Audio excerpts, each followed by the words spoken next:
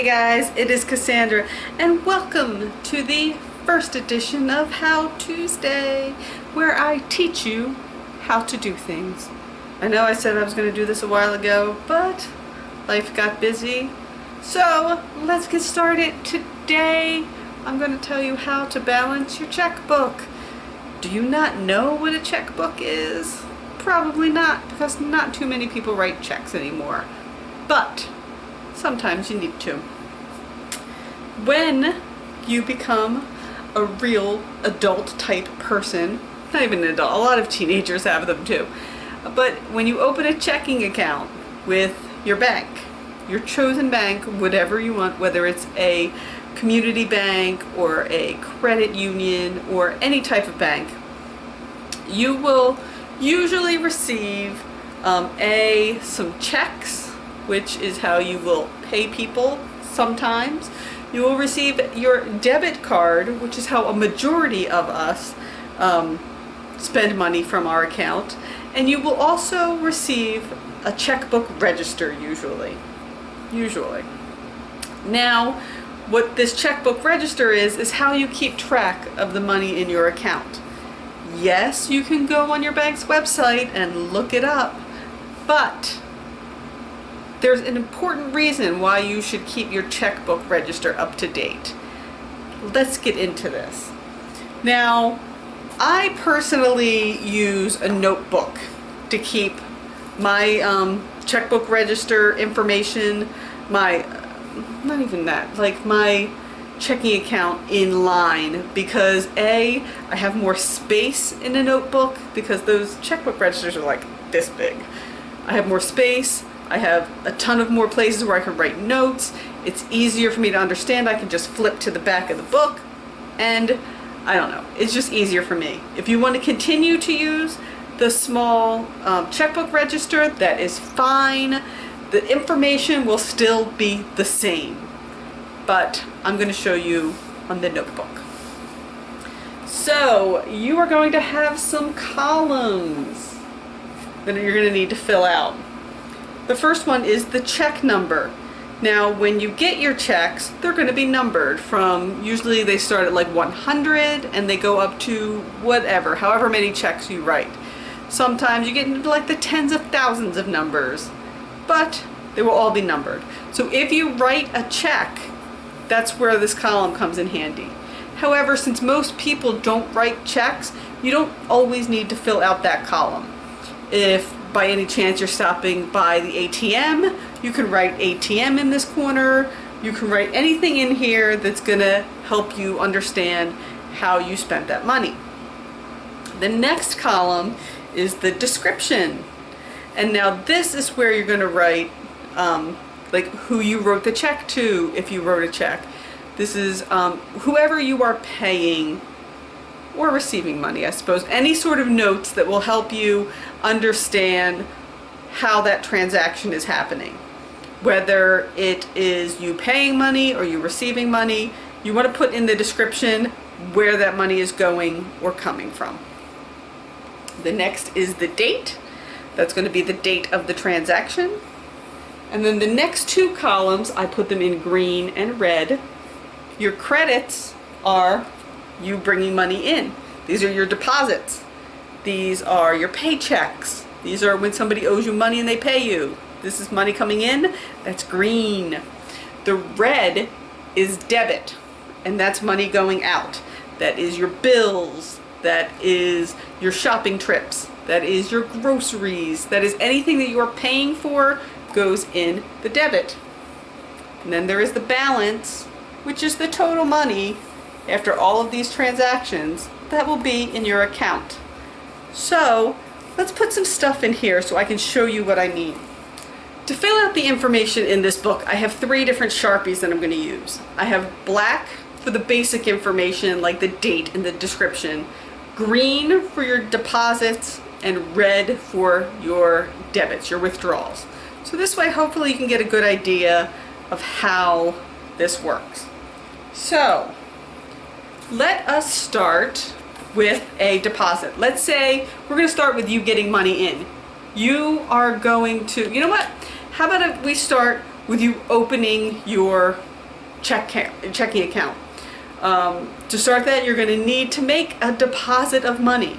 So let's say in the description we're going to write opening account. How's that? Opening account. And let us make that on September 1st of 2017. So in here we're going to write opening account 9/1/17. So we need to make a deposit. Usually most places want a deposit of at least $100. So let's say we're going to deposit $200. So in the credit line, we're going to write $200 in there. So that way, when we add this up, your balance is going to be $200. Your balance is $200 because we deposited that. So to make this a little bit easier and not look like we're super poor on this, we're going to deposit some other money just so that we can do debits and we're not going into negatives, because that's a whole other video. Let me know if you want me to do a video on budgeting and how to spend your money well. I can do that. Let me know down in the comments if you want to see that. But what we're going to do is we're going to do another deposit. We're going to deposit another $800. Let's say we get paid $800. That is our job. We're going to write in here direct deposit.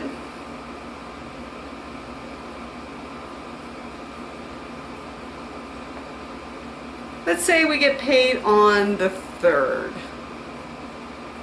So direct deposit 9/3/17.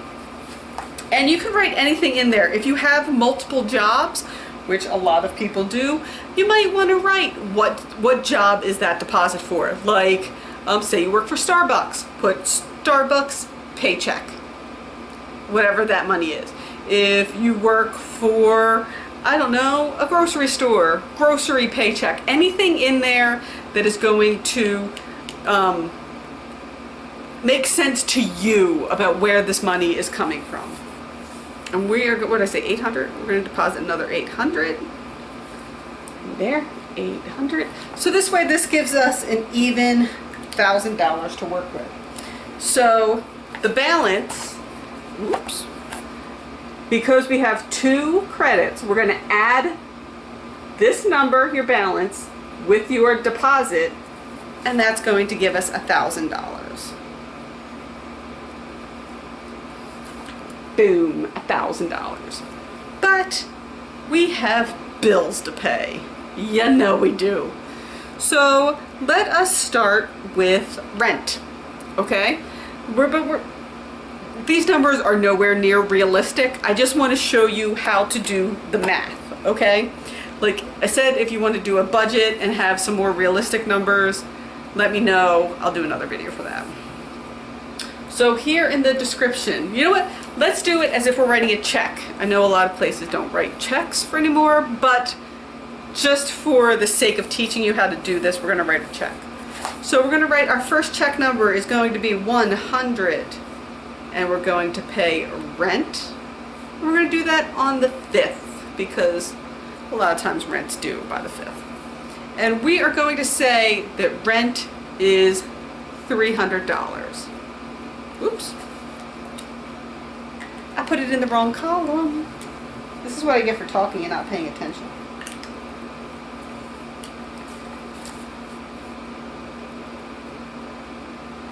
Okay. So, I made a mistake, but it's okay because that's ours. So we have, it's going to be check number 100. That's our first check. We're paying rent. We're paying it on 9/5. And since it is a debit, we are paying that money out. We're putting that in the debit column in red for $300. And then what we do is we take our balance of 1,000 minus 300, and that leaves us with $700. I'm going to try to keep these numbers nice and even because it's a little bit easier to show you how to do the math. In life, Numbers are never that easy. So this leaves us with $700. So we have a deposit of 200, right? 200 is where we started in green. We added 800 for our payroll for 1,000, and then we paid rent for $300, and that leaves us with 700. So then, let's say, before we paid any other bills, let us say that our friend Betty owed us $150 and paid us back. So for our description, we can write Betty repayment.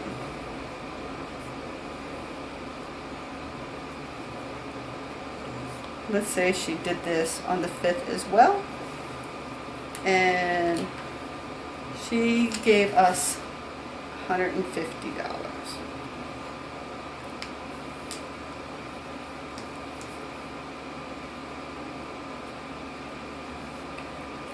So what we have there is our friend Betty repaid us on 9/5 for $150. So we take that 700, we add 150, and that gives us 850. Now, in the grand scheme of things, you're going to have things going through here that aren't always, like, things happen on the same date, and it doesn't matter what order you write them in. The bank the bank should always function that it takes your deposits before it does any debits. It'll take your credits before it does your debits. So let's say you wrote a check on September 1st for $100, but on September 1st you also got paid $200. Your bank will on your account write your $200 and then take the 100 out of that, if that makes sense. It should always, if not, you have a terrible bank. That's not how banks are supposed to work. They're supposed to count all of your credits first and then your debits after that. However, keep in mind that when you are writing checks, the day you write them is not the day that they pass through your bank, which is why this is super, super important for you to keep track of. Because what will happen is, say I write you a check for $300. That isn't automatically hitting the bank the day that I give you the check. You have to take that check to your bank and deposit it. So let's say I give it to you on the 7th. You might not take it to your bank until the 10th. So my bank doesn't know that that money really isn't in my account. And so if you look on your online bank statement, it will look like you never wrote that check. And the bank doesn't know you wrote that check. But you need to write the check in your register so that you can see how much money you actually have as compared to how much money you have before anything has cleared. So how do you keep track of things that have cleared though? So what I like to do is I will go through and reconcile this with my online statement. So what I'll do is I'll go through twice a month usually. Depends. Usually twice a month. And I will go through and make little check marks and say, yes, that check has cleared, we're good. This way you can catch any checks that if you're mailing them, if they get lost in the mail, because the post office isn't always great. They lose things. So if checks get lost, if you notice your uncle didn't deposit that birthday check you gave them or whatever, then you know there's anybody you need to call up and be like, hey, why didn't you deposit that check? Excuse me. So let us do a couple of more debits so that way you can see this on here. So we paid rent and Betty paid us back. But now we have to pay things like electricity. Electricity's not covered in our rent. So let us write a check to the electric company. Now, I'm just going to write electric company in here. But you should probably write exactly who you're writing it to. But there's so many electric companies out there that not everybody has the same one. So there's no reason in me putting a name in there. And let's say we pay them on the 10th. And because we live in a tiny apartment that only cost us $300, rent is only going to cost us, or not rent, electric is only going to cost us $50.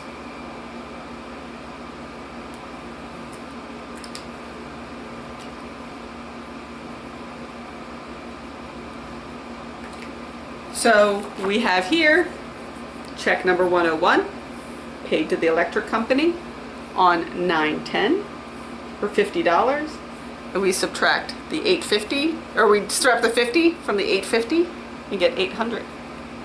So that is exactly how you keep your checkbook register, how you balance your checkbook. I don't know, however you want to consider it.